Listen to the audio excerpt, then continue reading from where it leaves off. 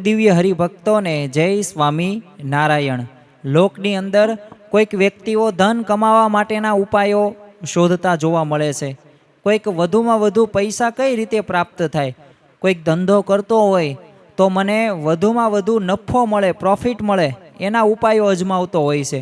કોઈક નોકરિયાત વ્યક્તિ હોય કે કોઈક વ્યવસાયકારી હોય તો મને બઢતી થાય, મારું પ્રમોશન થાય, એટલે પગારમાં વધારો થાય, એ માટેના પ્રયત્નો કરતા હોય છે। પરંતુ આજના પ્રવચનની અંદર જે આપણું મુખ્ય લક્ષ્ય છે, આત્યંતિક કલ્યાણ કરવું, ભગવાન અને સત્પુરુષને પ્રસન્ન કરવા, તો એ માટે આપણે કેવા કેવા ઉપાયો આપણા જીવનની અંદર આપણે કરવા જોઈએ, તો એની સાચી રીત આપણને આ પ્રવચનની સાંભળવાથી એ મળી જશે।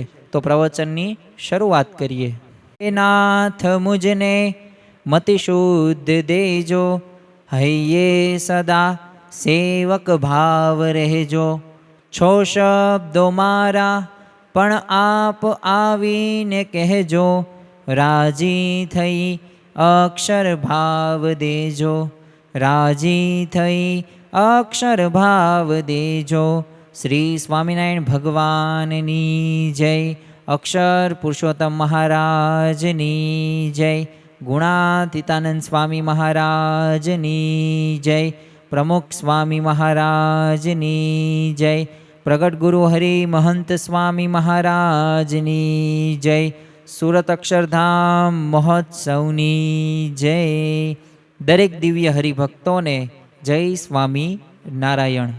મનુષ્ય માત્રનો એક ઉદ્દેશ હોય છે કે આપણા જીવનની અંદર આપણે સુખી થઈએ અને આપણું જીવન આખું આનંદિત પસાર થાય। પરંતુ જન્મથી લઈને મૃત્યુ સુધીનું એક આપણને કાર્ય પણ ભગવાન સોંપીને જાય છે। પરંતુ હવે એ કાર્ય કરવું કે ન કરવું એ આપણા ઉપર આધાર રાખે છે। હું તમને એક પ્રશ્ન પૂછું કે શું તમારે ભગવાનને રાજી કરવા છે? શું તમારે ભગવાનને પ્રસન્ન કરવા છે? શું ભગવાન તમારા ઉપર કૃપા કરે અને એકાંતિક ધર્મ સિદ્ધ કરીને તમારું આત્યંતિક કલ્યાણ થાય અને અક્ષરધામમાં તમે બેસી જાઓ, તો શું તમારે એવું કરવું છે? તો એના ઉપાયો જાણવા છે? તો એ ઉપાયો દરેકને જાણવા છે। પરંતુ ખરેખર એવા ઉપાયો પ્રમાણે આપણું જીવન છે કે નથી, તો આજના પ્રવચનની અંદર એ પણ સાથે સાથે આપણે જોવાનું છે। કારણ કે પ્રશ્ન તો છે, તો એના જવાબ પણ શ્રીજી મહારાજ અને આપણી ગુણાતીત ગુરુ પરંપરા આપણને આપે છે। તો આજના પ્રવચનની અંદર ખાસ આપણે ભગવાનને પ્રસન્ન કરવા માટે આપણે શું કરી શકીએ, એમને રાજી કરવા માટે શું કરી શકીએ, કેવી રીતથી ભગવાન રાજી પ્રસન્ન થાય છે, એની વાતો આજે આપણે સાંભળવાની છે। ખરેખર તો જુઓ, રીત અગત્યની છે। કોઈ પણ ક્ષેત્રની અંદર હોય, તમે એપ્લિકેશન ડેવલપર છો, તમે સારામાં સારી વેબસાઇટ કે એપ્લિકેશન બનાવો છો, એના તમને મેનુ જ ખબર નહીં હોય, કયો મેનુ કઈ વેબસાઇટની અંદર કઈ એપ્લિકેશનની અંદરથી આપણે ઇન્સ્ટોલ કરવાનો, પછી એની અંદર અપડેટ કરવાનું, તો કોઈ માહિતી જ તમારી પાસે નહીં હોય ને તો તમે સારામાં સારી એપ્લિકેશન કે વેબસાઇટ બનાવી નહીં શકો। તમને કોઈક સારામાં સારું શાક બનાવવાનું કીધું હોય, ચાલો આપણે પંજાબી શાક લઈએ, લસણ ડુંગળી વગરનું। આવા પંજાબી શાકની અંદર કઈ રીતે પનીરનું કાર્ય થાય, એની અંદર કયા કયા આપણે શાક નાખી શકીએ, ગ્રેવી કેની કરવાની, એ ખ્યાલ જ નહીં આવે તો એ પંજાબી શાક આપણાથી બનશે નહીં।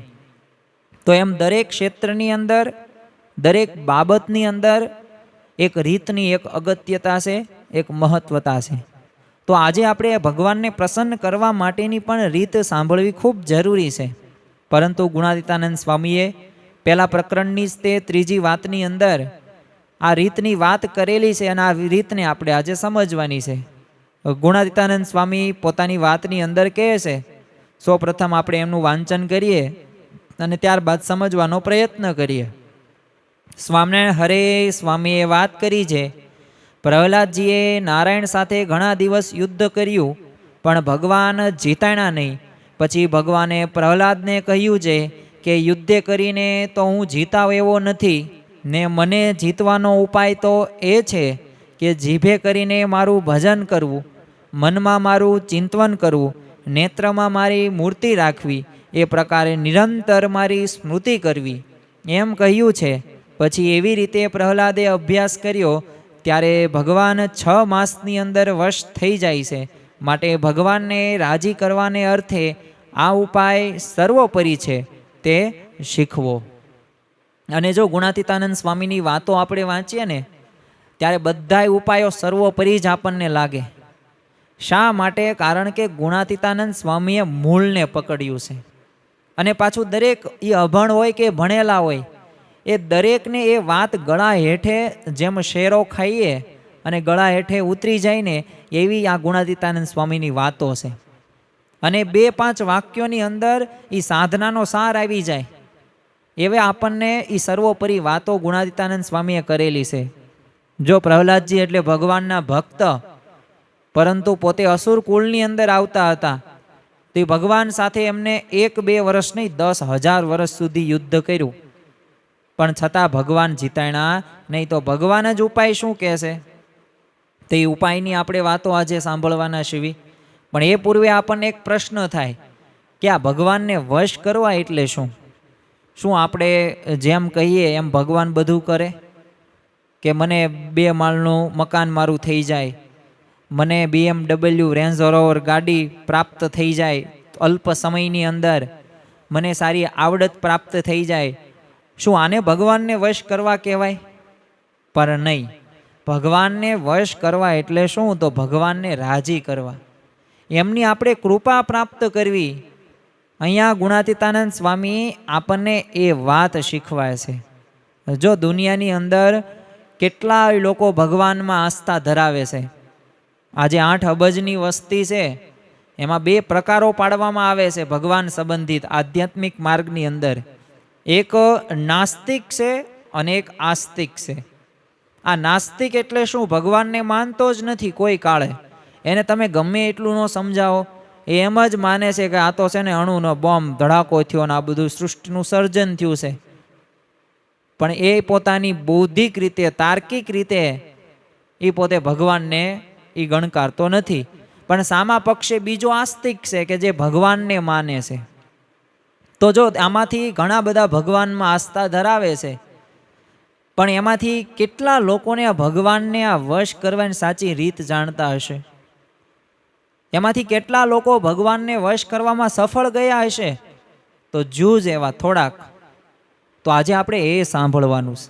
જો ભગવાન પોતે જ્યારે કૃપા કરીને વશ થવા માટે તૈયાર હોય ને, તો એ અંગેનું માર્ગદર્શન જ્યારે આપે ને ત્યારે એનાથી ઉત્તમ બીજી કોઈ વાત નથી. કારણ કે ભગવાન સ્વમુખે પોતે કહે છે, જેમ શ્રીમદ ભગવદ્ ગીતાની અંદર એ અર્જુનની મનોસ્થિતિ તમે જુઓ, એનો દેહિક રીતે તો પોતાનું મુખ સુકાય છે અને ગળું સુકાવા લાગે છે, ભયભીત થઈ જાય છે. કારણ કે જેના ખોળાની અંદર રમ્યા થા એવા જ ભીષ્મ પિતામહ સાથે યુદ્ધ કરવાનું છે.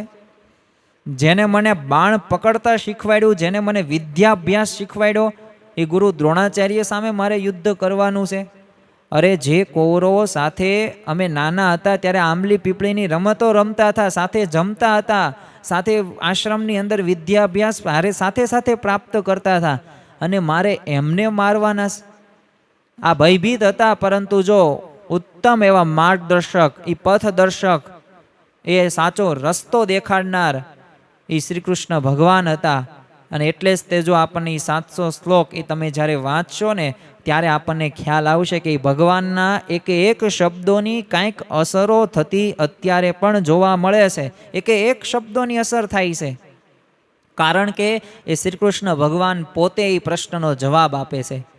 આપણે ક્રોધ બાબતે જ એક થોડીક વાત કરીએ કે શ્રી કૃષ્ણ ભગવાન અર્જુનને કહે છે ક્રોધ સંબંધિત, કે જ્યારે મનુષ્યના જીવનની અંદર ક્રોધ આવે છે ને ત્યારે ક્રોધના લીધે એની બુદ્ધિ ભ્રષ્ટ થઈ જાય છે. બુદ્ધિ ભ્રષ્ટ થઈ જાય છે. આ શ્રી કૃષ્ણ ભગવાન અર્જુનને કહે છે કે બુદ્ધિ ભ્રષ્ટ થઈ જાય પછી સારું કે ખરાબ, કે શું બોલવું કે શું ન બોલવું, શું કરવું શું ન કરવું, આનો વિવેક એનો રહેતો નથી. અને છેલ્લે પોતે કાં સામેવાળા વ્યક્તિનું છેદન કરે છે, કાં સામેવાળા વ્યક્તિને મારી નાખે છે, કાં પોતે વિનાશના તરફ નોતરે છે. તો જો આ શબ્દ સાચો કે ખોટો, આ શ્રી કૃષ્ણ ભગવાનનું વાક્ય છે. સાચો છે. તો એમ આ શ્રી કૃષ્ણ ભગવાન પોતે કહે છે, એમાં પ્રહલાદને પોતે આ સમજાવે છે કે હું કઈ રીતે વશ થાઉં છું. તો આના જેવી બીજી કોઈ મોટી વાત હોતી નથી. વામન પુરાણમાં આ ભગવાનને વશ કરવાની વાત છે ને, આ સ્વયં ભગવાન આ પ્રહલાદજીને પોતે સમજાવે છે. અને જો આ ગુણાતીતાનંદ સ્વામી તે આ કથાનો આધાર લઈને વાત કરે છે ને આપણને સમજાવે છે. હવે વાત એવી છે આ વામન પુરાણની કે એક વખત ચવન ઋષિ સવારે છે ને બહુ વહેલા સ્નાન કરવા માટે ગયેલા, અને એમને કોઈક અસુરે લઈ જઈને પાતાળમાં વાસુકી નાગના બંધનમાં રાખ્યા. પણ આ ઋષિનાથ ભજનથી છે ને જે નાગનું ઝેર હતું ને ધીમે ધીમે જો ઓછું થયું. એટલે નાગે તો ઋષિને દૈત્યના રાજા હતા પ્રહલાદને સોંપ્યા. એટલે પ્રહલાદે કીધું કે જો તમે મને ભારતના તીર્થોની યાત્રા કરાવો ને તો તમને હું આ પાતાળમાંથી છૂટો કરું. પછી તો ઋષિ એને તીર્થ કરાવવા માટે લઈ જાય છે, અને બદ્રિકાશ્રમની અંદર પહોંચ્યા. અને અહીંયા તો નારાયણના દર્શન કરીને પ્રહલાદે આ ચવન ઋષિ હતા એમને પૂછ્યું કે આ કોણ છે અને આટલા આયુધો કેમ ધારણ કર્યા છે. એટલે ભગવાને સામે આ પ્રહલાદને પોતે ઉત્તર કર્યો કે તારા જેવા દૈત્યને મારવા માટે રાખ્યા છે. અને જ્યાં આવું ભગવાને આ પ્રહલાદને કહ્યું, જો ભક્ત જ હતો પરંતુ આસુર કુળની અંદર આ પ્રહલાદ હતો, અને એને એવું લાગ્યું કે ખરેખર તો આ મને મારું અપમાન કર્યું છે. અને જો દરેક માણસને ખોટું તો લાગે જ છે. અત્યારે પણ તમે જોતા હશો કે તમારી પત્નીને તમે ગમે તેટલી સાચવતા હશો, ગમે એટલી જરૂરિયાત સંતોષતા હશો, પણ છતાં પણ એ જે પ્રમાણે વર્તવી પડે ને, જે રીતે આચરણ હોવું પડે ને એવી રીતે નથી થતું. તો આ એક પ્રકારની અત્યારની પણ એક મોટામાં મોટો પ્રશ્ન છે. એટલે ખોટું તો દરેકને લાગે છે. આપણે લાખ પ્રયત્નો કરીએ પરંતુ જો ધાર્યું તો કોનું થાય? ધણીનું થાય. એમ ભગવાનનું જ થાય છે. એ લાખ પ્રયત્નો સારા કરવા છતાં પણ એ ભગવાન ત્યાંને એવી રીતે મતિ આપણી પત્નીની કે બાળકોની કે પિતાની કે માતાની આપે છે. પણ આમાં પણ જો ભગવાનનો આપણે આભાર માનવાનો છે. શું આભાર માનવાનો છે?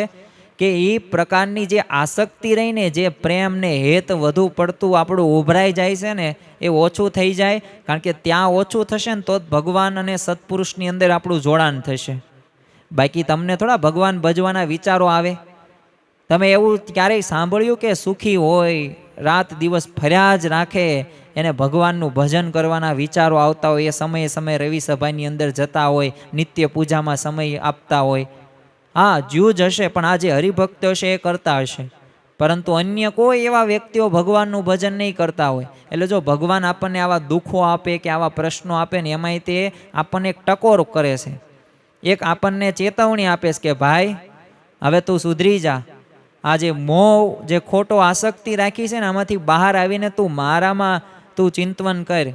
કારણ કે હું જે છું ને તને મારે પામવાનો, મને પામવાનો. આ બધાય તો અનંત જન્મોથી કોણ બાપ, કોણ દીકરા, કોણ ભાઈ, કોણ બહેન, કોણ મામા, કોણ કાકા, આ બધાય સંબંધો તો અનંત પ્રકારોથી તું ભોગવી જ રહ્યો છું. કારણ કે જો સ્વામિનારાયણ ભગવાને પણ વચનામૃતની અંદર વાત કરી છે કે આ જીવ 84 લાખ યોનિમાં એક આ મનુષ્ય દેહ દુર્લભો માનુષો દેવો, ભાગવતની અંદર લખેલું છે. તો આ જેટલું દરિયાની અંદર પાણી છે ને એટલું આપણે આ જીવે, એક જીવે માતાનું ધાવણ પીધેલું છે. તો આવા અનંત જન્મો આપણે લીધેલા છે, પણ છતાં પણ આવી જ રીતે આપણે સતત શરૂ રાખીએ છીએ આ સ્વભાવોમાં, પંચ વિષયોમાં આસક્ત. અહીંયા પ્રહલાદજીને તો છે ને ખોટું લાગી જાય છે, પોતે ક્રોધ આવે છે. અને ક્રોધથી થાય છે શું? આ ભગવાન નારાયણ સામે યુદ્ધ કરવાનું શરૂ કરી દીધું. ભગવાન સાથે યુદ્ધ શરૂ કર્યું પ્રહલાદે. 10,000 વર્ષ સુધી આ યુદ્ધ ચાલ્યું. આ વામન પુરાણની અંદર આવે છે. પણ ભગવાન કાંઈ જીતાણા નથી. ભગવાનને કોણ જીતી શકે? અને પ્રહલાદ તો હવે છેલ્લે થાકી જાય છે અને પોતે મરવા માટે તૈયાર થઈ જાય છે. પણ પછી જો ભગવાને બ્રહ્મ વાક્ય પ્રહલાદને કીધું કે જો યુદ્ધમાં તો તું મને નહીં જીતી શકે, પણ જો તારે મને જીતવું હોય ને તો ભક્તિએ કરીને હું જીતી શકીશ. એટલે તું ભક્તિ કરવાની શરૂ કરી દે. અને ત્યારબાદ પ્રહલાદજીએ વચનમાં જો વિશ્વાસ રાખ્યો, અને વિશ્વાસ એવો રાખ્યો, ભગવાનની સ્તુતિ કરી, પ્રાર્થના કરી, ધ્યાન કર્યું, અને આ ઉપાય એને અજમાયો તો જે 10,000 વર્ષ છે એ ભગવાન તોય જીતેણા નહોતા, એ 6 માસની અંદર એ ભગવાન વશમાં થઈ ગયા. જો આ પ્રસન્ન કરવાનો ઉપાય, એ ભગવાનને વશ કરવા હોય તો સ્તુતિ કરો, પ્રાર્થના કરો, ભક્તિ કરો તો જ ભગવાન વશ થાય. તો આમ પ્રહલાદજીએ એ ભગવાનને ભક્તિએ કરીને વશ કર્યા છે. એ કથા કહીને પછી ગુણાતીતાનંદ સ્વામીએ તે ભગવાનને રાજી કરવાના ઉપાયો આપણને દર્શાવ્યા છે. તો આ ભગવાનને કેમ રાજી કરવા? બીજા કોઈને રાજી ન કરે, બોસને રાજી કરવા જોઈએ ને, પગારમાં વધારો કરી દે, માતા પિતાને રાજી કરી દેવા જોઈએ ને, બધા આપણા વખાણ જ કરે બધી જગ્યાએ, પત્નીને રાજી કરી દેવા જોઈએ ને, બાળકોને રાજી કરી દેવા જોઈએ ને, અથવા પ્રાઇમ મિનિસ્ટરને રાજી કરી દેવા જોઈએ ને, કાંઈ વાંધો જ ન આવે. આપણને આવું લાગે કે ભગવાનને જ કેમ રાજી કરવા, બીજાને કેમ નહીં? તો જો શ્રીજી મહારાજ વચરામૃત ગઢડા મધ્યના 45મા વચરામૃતની અંદર કહે છે કે દેવલોક મૃત્યુલોકને વિશે જે સુખ્યા છે તે સર્વે ભગવાનને ભગવાનના સંતને રાજી કર્યા હશે, તેના પ્રતાપે કરીને સુખ્યા છે. તો જો આપણને સુખ પ્રાપ્ત કરવા માટે ભગવાનને રાજી કરવાના છે.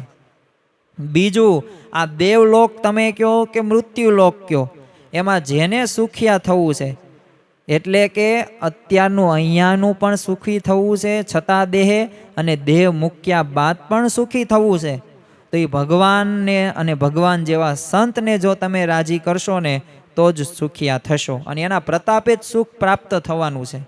બીજા તમે લાખ પ્રયત્નો સાધનો કરશો ને તો ભગવાન અને સંત સુખી નહીં થાય. તો જો આમ આપણું સુખ રહ્યું ને ભગવાન અને સંતના રાજીપા ઉપર નિર્ભર છે, માટે એમને આપણે રાજી કરવાના છે. એટલા માટે ભગવાનને જ રાજી કરવાના છે.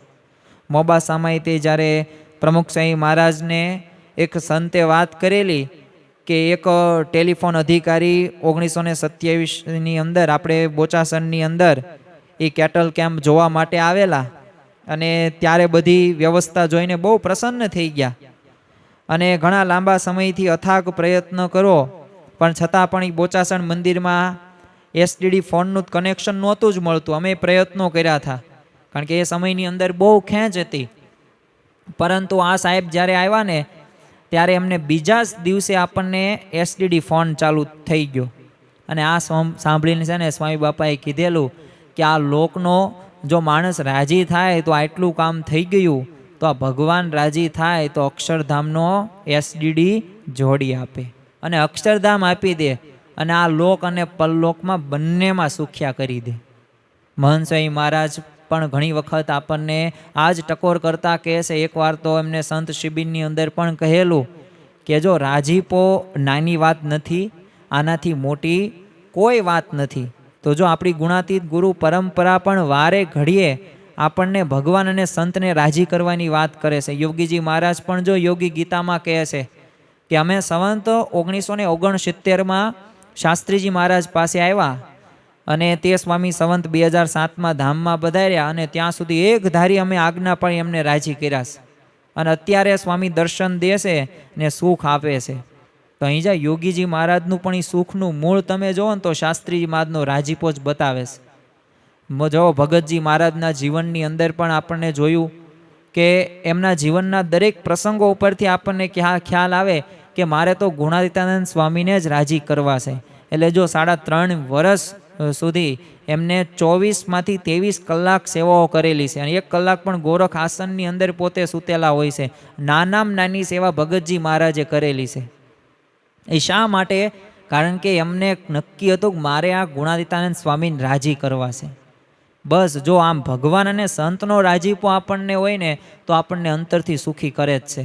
એટલે જ તે નિષ્કાન સ્વામીએ પણ લખ્યું છે કે બીજા રાજી કુરાજી કરી નવ વણસે સુધરે વાત, એથી નથી સુખ મળવા ટળવા જોઈએ હરી રાજી રળિયાત. તમે જો બીજાને અમુક વાર રાજી કરશો, અમુક વાર એ નહીં પણ થાય ને થશે પણ ખરી, અમુક વાર વાત તમારી સુધરશે ને અમુક વાર બગડશે, તો એનાથી અમુક વાર કેવું થવાનું છે? કારણ કે જો આ લોક કેવો છે તો શાસ્ત્રીજી મહારાજ તો ઘણી વખત કહે છે કે આ લોકરોની ઊંટના પેસણા જેવો છે. જે ઊંટ હોય ને એના ઉપર તમે ગ્લાસ લઈને પાણીનો ગ્લાસ ભર્યો હોય એને સ્થિર રાખવા માટે પ્રયત્ન કરો ને તો એ પાણી ઢોળાયા વગર રહે જ નહીં. કારણ કે ઊંટનો સ્વભાવ જ કેવો છે, આલક ડોલક થવાનો. એમાં સંસારની અંદર, આ લોકની અંદર આ જ પરિસ્થિતિ છે કે તમે ગમે તેટલા રાજી કરવાના પ્રયત્ન કરશો, પરંતુ આ લોકના કોઈ પણ તમારા સંબંધીઓ રાજી નહીં થાય. પણ હા, ભગવાન અને સંતને રાજી કરવાના પ્રયત્નો કરશો ને તો પાછા એ રાજી થઈ જશે. કારણ કે એ બધાય કેવા છે, સંસ્કારે સંબંધી સર્વે મળ્યા રે. એ સંસ્કારે બધાય સંબંધીઓ મળ્યા છે. એમાં તારું કે મારું એવું કાંઈ આવતું નથી. બસ પોતપોતાના જે સ્ટેશનો હોય એ સમયે ઉતરી જાય. એ જે રોલ જેને સારો ભજવતા આવડ્યો હોય એમાં તમને પ્રીતિ થાય. પરંતુ જો પ્રીતિ પણ આપણે ભગવાન અને સંત સિવાય બીજે કાંઈ રાખવાનું નથી.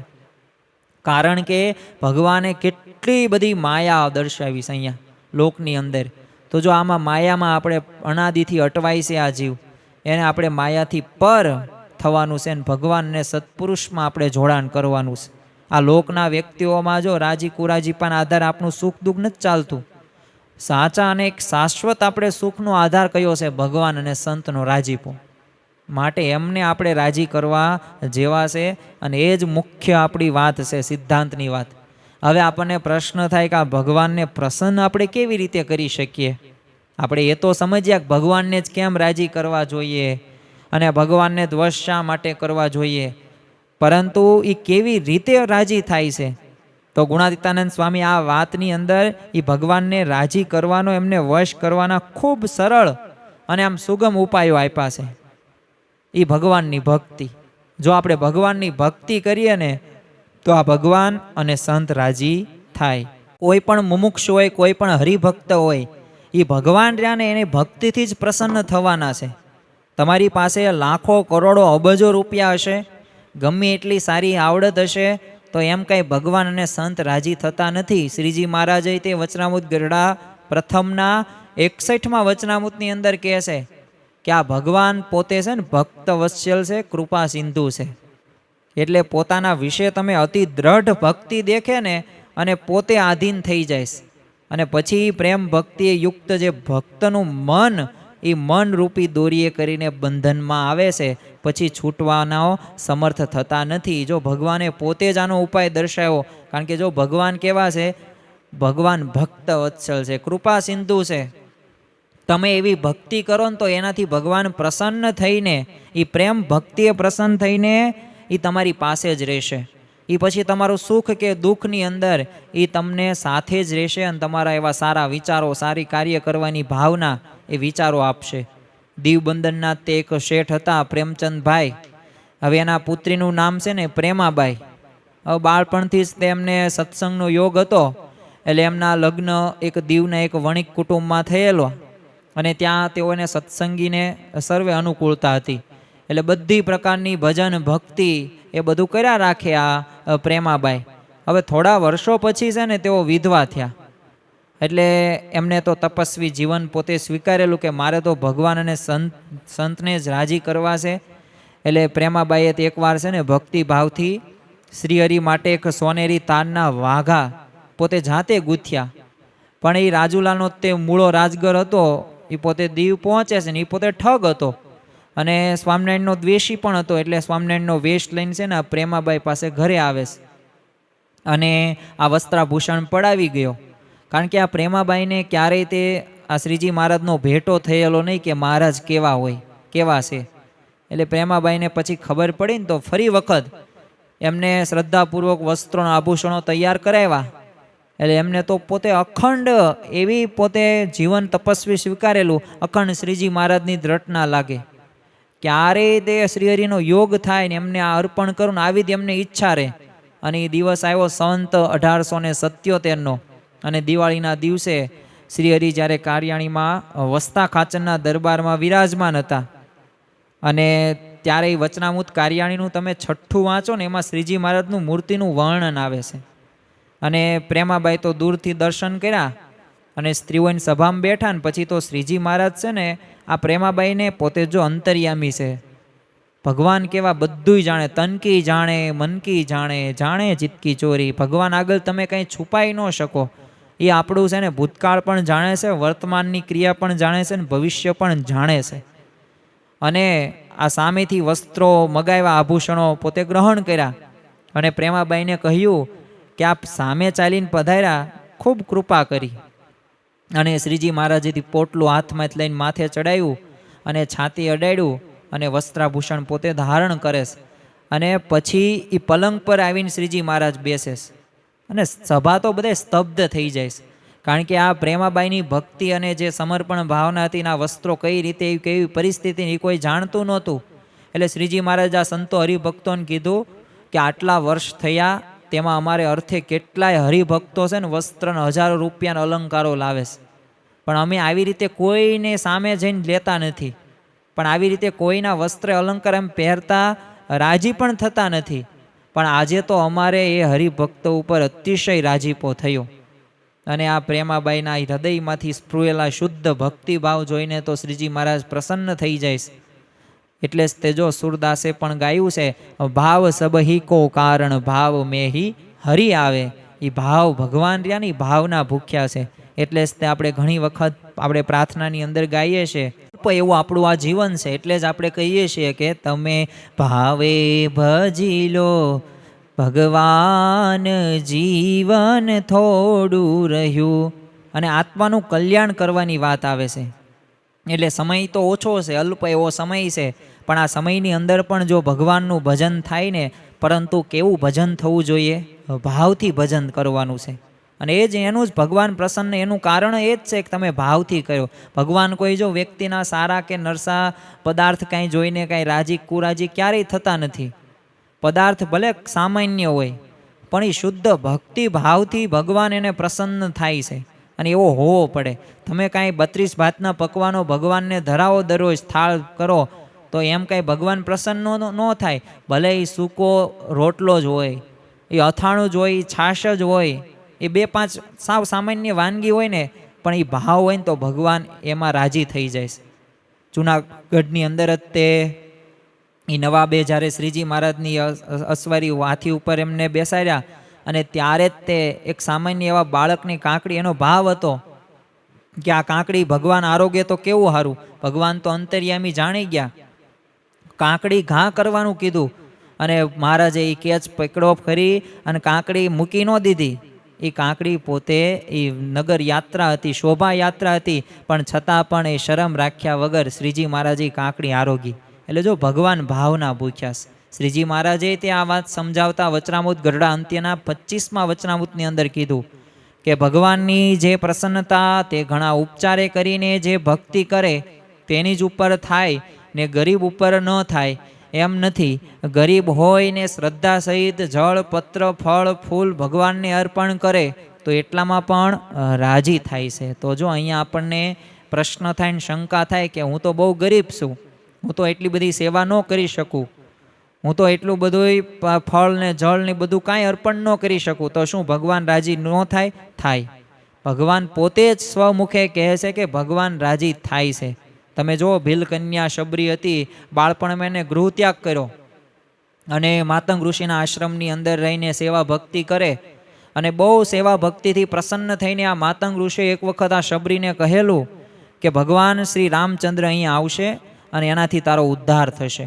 હવે ઋષિ તો આવું કહીને પોતે સ્વર્ગવાસી થયા, પણ શબરીને ભગવાનમાં અપાર શ્રદ્ધા હતી અને ગુરુના વચનમાંય અતૂટ વિશ્વાસ હતો. જો કોઈ પણ સંબંધ હોય ને એ વિશ્વાસથી ચાલે છે. અને એટલે જ તે આપણે ભગવાન અને સંતમાં વિશ્વાસ રાખવાનો. અહીંયા શબરીએ પોતે આ માતંગ ઋષિને જે વચન આપ્યું હતું, જે આજ્ઞા કરી હતી ને, એ પ્રમાણે પોતાનું જીવન વ્યતીત, એમાં વિશ્વાસ હતો. અને વિશ્વાસથી મનમાં કાયમ રટણ રહે દિવસ રાત કે અંતરમાં શ્રી રામ રામ આવશે આવશે, એક વખત જરૂર આવશે. અને દરરોજ ભગવાન સાથે સવારમાં વહેલા પોતે તાજા બોર વીણતી. વર્ષો વીતી ગયા, શબરી પોતે ઘરડી થઈ જાય, પણ તેની ભગવત એ શ્રદ્ધા રહીને એ નવયુવાન જેવી હતી. જે માતંગ ઋષિએ કહ્યું ને ત્યારબાદની જે શ્રદ્ધા હતી ને એવી અત્યારે ઘરડી થઈ ત્યારે પણ હતી. અને છેવટે જો શ્રી રામચંદ્ર ભગવાન એની ભક્તિથી પ્રસન્ન થઈને પોતે ઝૂંપડીમાં પધારે છે અને એના હેઠા જે બોર હતા ને એ પણ અંગીકાર કરે છે. એટલે જ તેને સરોવર કાંઠે શબરી બેસી રટે રામનું નામ, એક દિન આવશે જરૂર મારા અંતરના આરામ. અને રામ આવશે જ તે જો આવી ભાવના હતી તો ભગવાનને પણ આવવું પડ્યું ને. એમ ભક્ત શબરીની શ્રદ્ધાને વશ થઈને ભગવાન સ્વયં પોતે પધારે છે અને એને સુખ આપીને પૂર્ણ કામ કરે છે. નિષ્કાન સ્વામીએ પણ લખ્યું છે કે સખી ભૂધર ભૂખ્યો છે ભાવનો. ભગવાન કેના ભૂખ્યા છે? તો ભગવાન ભાવના ભૂખ્યા છે. તો આપણે કોઈ પણ ક્રિયા કરીએ ને, આ દરેક ક્રિયાની અંદર ભાવ આપણે ભેળવવો જોઈએ અને આ ભાવથી જ તે ભગવાન પ્રસન્ન થશે ને એવો આપણે વિશ્વાસ રાખીને મંડી પડવાનું છે. જે પરમહંસો કે હરિભક્તોએ આવી રીતે ભાવથી કાર્ય કરેલું છે ને એમના દરેક કાર્યો થયેલા છે. બીજું આપણે છે ને જીભે કરીને પણ ભજન કરવાથી આ ભગવાન પ્રસન્ન થાય છે. ગુણાતીતાનંદ સ્વામીએ તે 3જા પ્રકરણની 32મી વાતમાં કીધેલું છે કે ભજન કરતાં કરતાં ક્રિયા કરીએ તો અંતરમાં ટાઢું રહે ને અંતરમાં ટાઢું જોઈને મોટા સાધુ રાજી થાય. તો જો આપણે દરેક ક્રિયાની અંદર સ્વામિનારાયણ સ્વામિનારાયણ સ્વામિનારાયણ એ ચાલતા હોય, ખાતા હોય, પીતા હોય, દરેક ક્રિયાની અંદર ભગવાનનું સ્મરણ કરવાનું છે. એ જીભે કરીને જેટલું આપણે સ્મરણ થશે ને ભગવાન જો સાંભળે જ છે. વિશ્વાસની વાત છે આ. અને એ દરેક આપણી પ્રાર્થના, એ દરેક આપણી ક્રિયાની અંદર એ આપણે કેવું અનુસંધાન રાખીએ છીએ ને એ પણ ભગવાન જુએ છે. ગઢડામાં તે અન્નકૂટ સમયે બાઈ ભક્તોએ સ્વામિનારાયણ સ્વામિનારાયણ એમ ભજન કરતાં કરતાં તમે જુઓ પોતે વડી મૂકે, રોટલી વણે, આવી દરેક ક્રિયાઓની અંદર ભગવાનનું ભજન કર્યા રાખે. સ્વામિનારાયણ સ્વામિનારાયણ ભજન શરૂ જ હોય. 1968ની સાલમાં તે યોગીજી મહારાજ અને સંતો હવે બનારસથી અયોધ્યા પોતે લક્ઝરી બસની અંદર જઈ રહ્યા હતા યાત્રા માટે. એટલે ત્યારે યોગીજી મહારાજે બધા સંતો અને ભક્તોને કહ્યું કે આપણે છે ને ભજન કીર્તન કરતાં કરતાં જવું છે. અને અમે શાસ્ત્રીજી મહારાજ સાથે ફરતા ને ત્યારે હું કીર્તન ભજન ને વાતું બોલું, શાસ્ત્રીજી મહારાજ બેસે ને સાંભળે, અને એમ અમે 10-15 માઇલ સુધી ચાલતા. તો આપણે પણ છે ને ભજન કરતાં કરતાં છે ને આગળ વધવાનું છે. અને બીજી વાત કરી કે જો આપણે ભજન કરતાં કરતાં જઈએ ને તો મહારાજ તો મોતૈયાનો વરસાદ વરસાવે. એટલે માટે આપણે અખંડ ભજન કરતા રહેવું.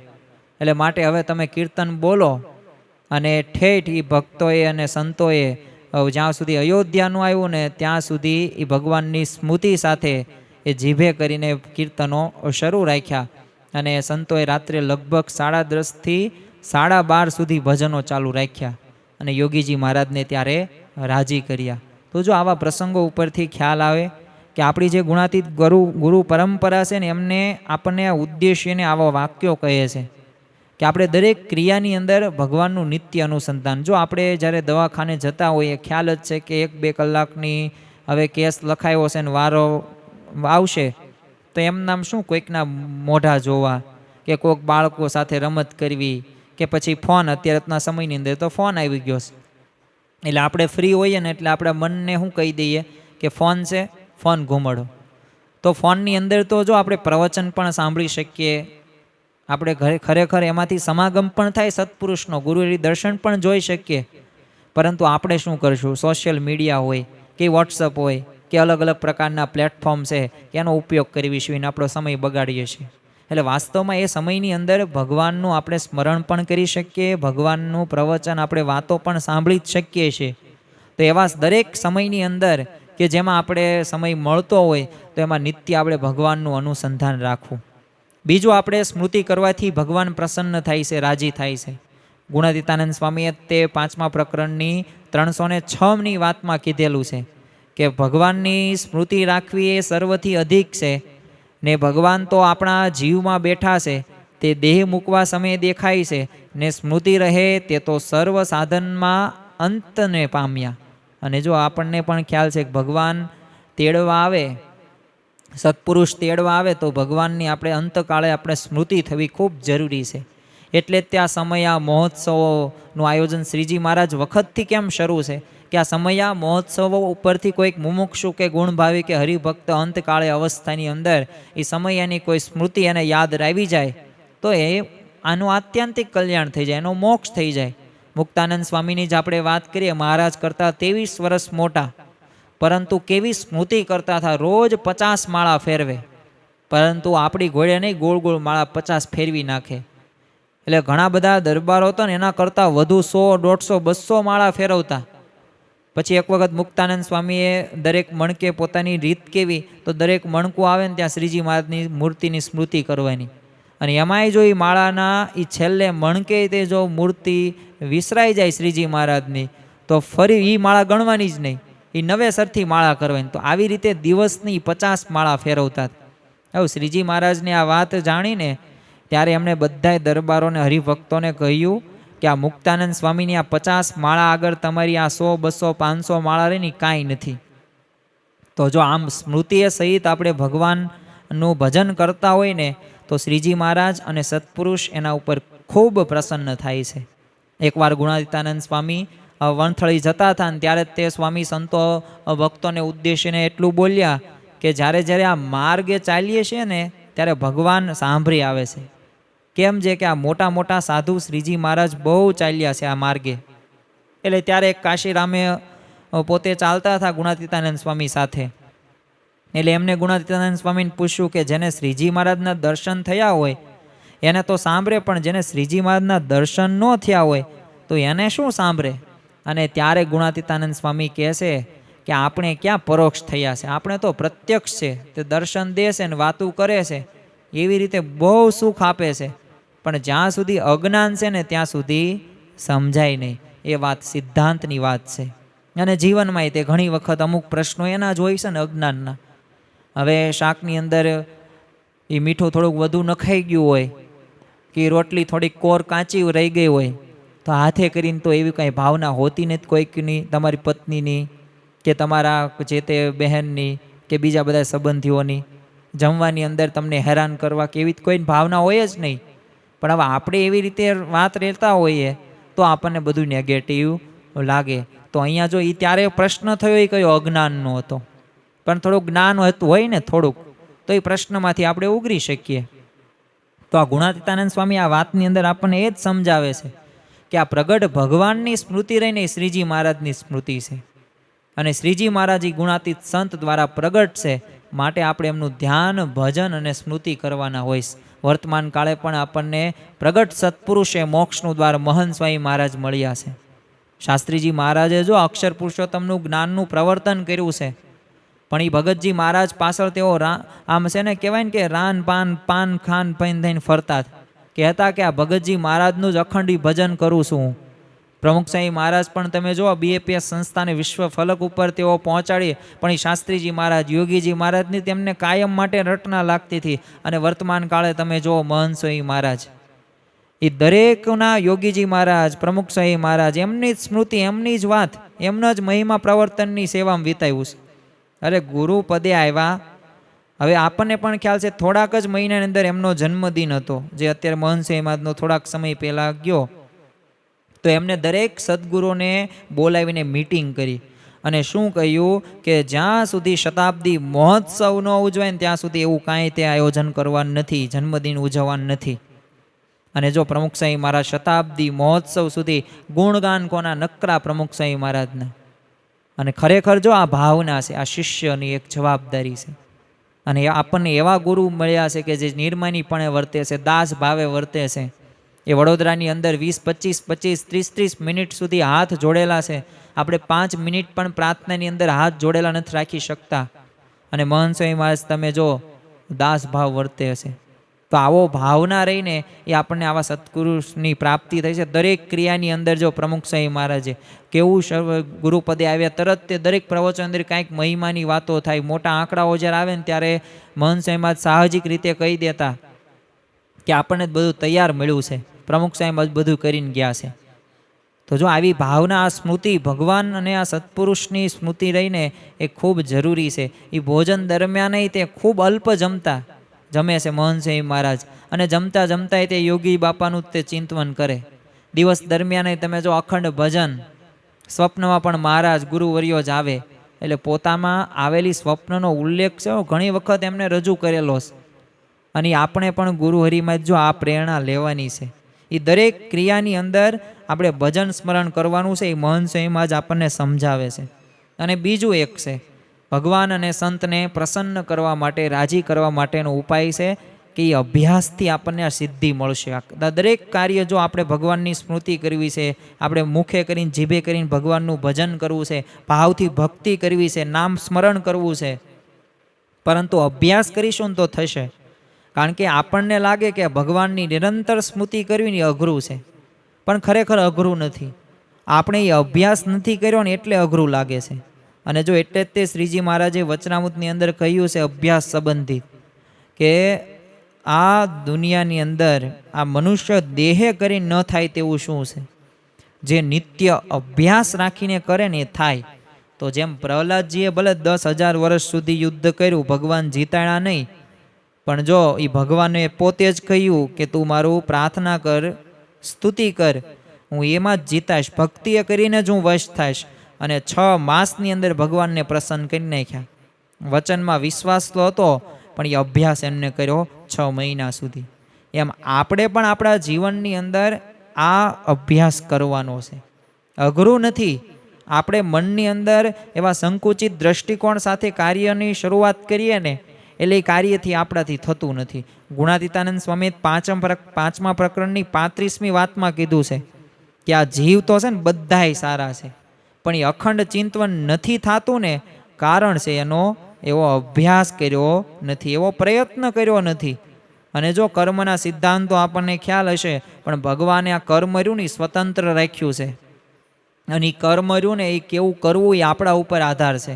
કર્મનો સિદ્ધાંત છે, તો આ સિદ્ધાંત પ્રમાણે આપણે એ પ્રયત્ન એવા કરીએ કે આપણા જીવનની અંદર આપણે ઉધ્વ ગતિને આગળ જ વધીએ. જૂનાગઢમાં એક સત્સંગી હતા, હવે એ વેપાર કરે, પણ આમ ભાવતાલ કહે ને એ પહેલાં તે શું બોલે? સ્વામિનારાયણ બોલે. જો આ કેવી સરસ મજાની સારી એવી ટેવ કહેવાય.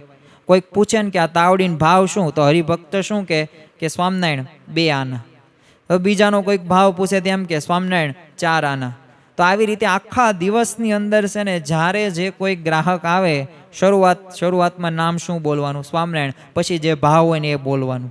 તો આવી રીતે આખા દિવસમાં વેપાર કરતાં કરતાં ભગવાનનું ભજન કરતા. ઘણા હરિભક્તો પણ અત્યારે આવી ટેવ હશે, અને આ ટેવ તો આપણે દરેક હરિભક્તોએ રાખવી ખૂબ જરૂરી છે કે કોઈ પણનો ફોન આવે, વાતની શરૂઆતની અંદર આપણે શું બોલવાનું? જય સ્વામિનારાયણ.